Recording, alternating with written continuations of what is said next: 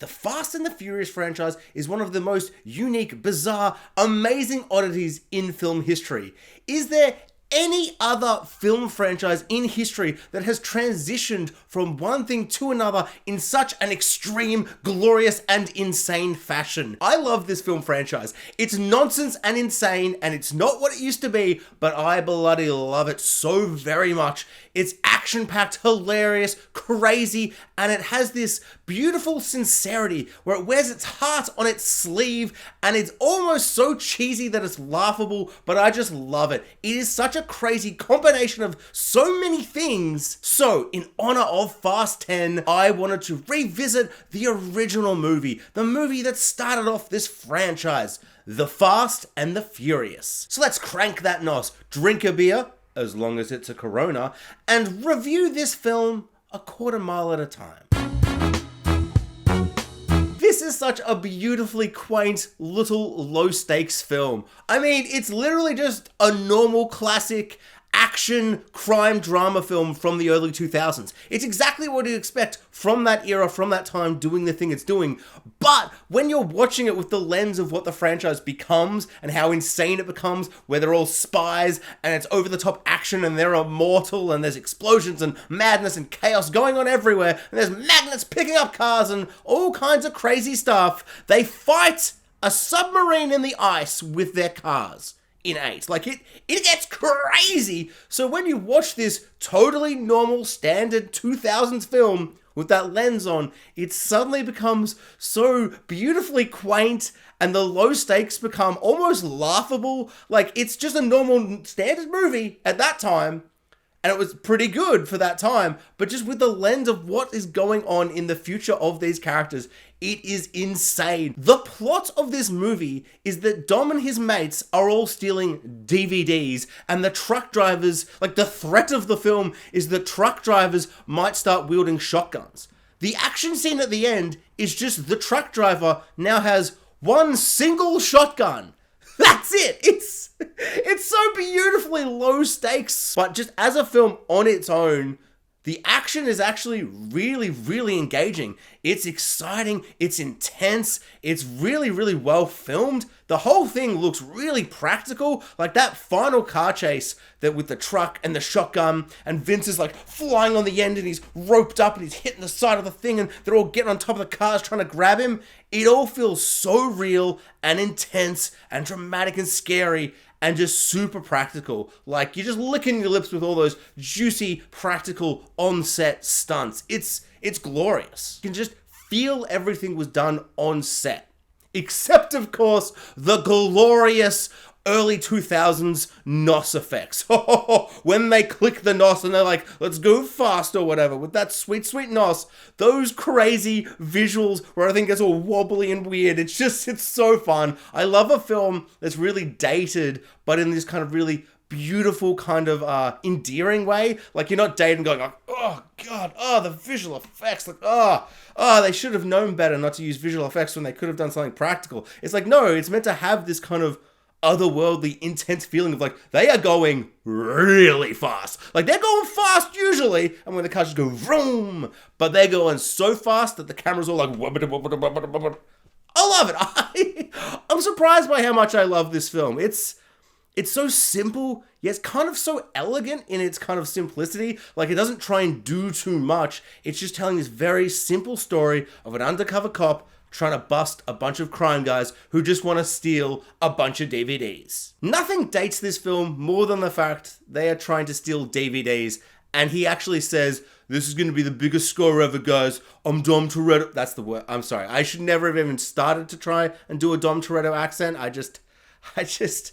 I felt like I had it in me, and then as I did it, I went, no, that's a bad Dom Toretto accent. Dom Toretto literally says to Ana Lucia from Lost, hey, we're going to steal all these DVDs and it's going to be our last score, and then we'll be free forever because the DVDs are going to make us so much money. Can you even imagine a world?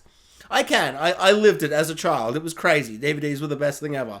But it's just so bizarre to watch it with the lens of someone from the future. Which is present day. I'm not trying to freak you out. This video wasn't made from the future coming back. 2023 was when this video was made.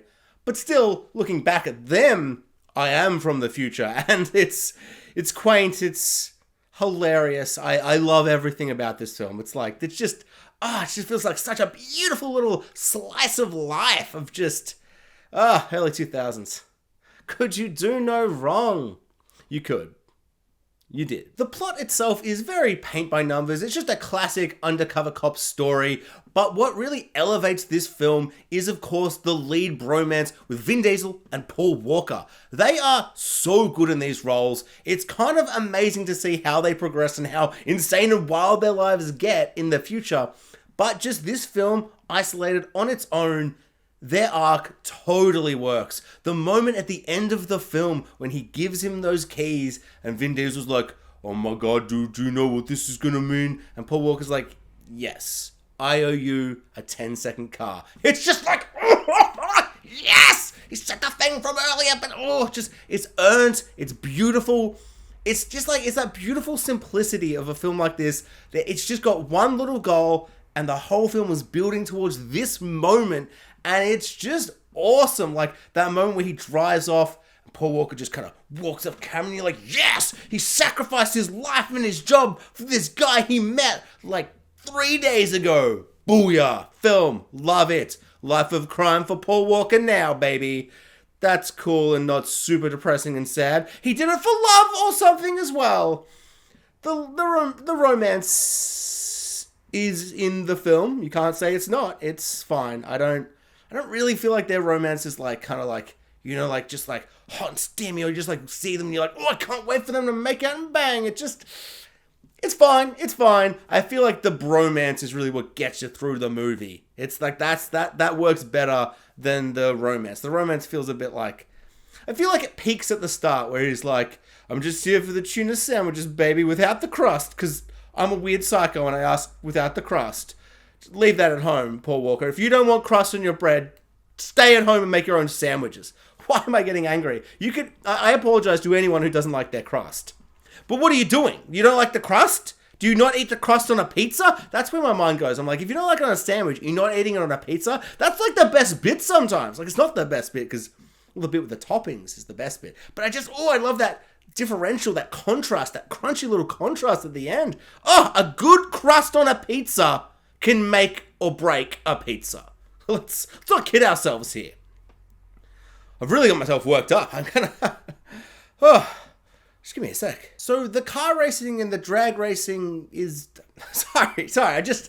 I had more things to say. I've really got stuck on this crust thing. I like kind of get it out of my mind. I'm just like imagining someone orders a pizza and they just get like a knife and they just cut the crust off. Or what's worse, they just like eat it and then it's just like 8 pieces of crust in the box at the end, and you're just like, just feels like a waste. Thank God I've eaten tonight, because otherwise I would definitely, after this video, be ordering pizza and I'd be demanding extra crust, and they'd be like, that's not a thing, and the heated argument that would not, as if I would ever call to order anything, or I wouldn't even answer a call if my mum called. No, I would. So of course, this film really is just Point Break with cars, but good? Wait, is Point Break good? I feel like my memory of it is that it's not good. But also, I have this memory that, like, Nick Frost from Hot Fuzz, the best movie ever, loves Point Break. So I feel like I should also love Point Break. So I don't know, I feel very conflicted. I also haven't seen that movie in a very long time. In conclusion, I love Fast and the Furious because of all the other things in the car stuff I don't really care about. You know, they're like, look at this. I don't even know... I know so little about cars, I can't even mock the things inside the car. Hydraulics? I don't know, is that a thing? Sounds like a car thing, right? Brakes? There we go. Oh, look at these brakes. Paul Walker, the brakes are looking real nice. I was going to say, it's late, forgive me. It's not that late. It's late for me, because I start work early, but it's not like actually late. It's dark, it is dark. But it's winter, it gets dark pretty early here.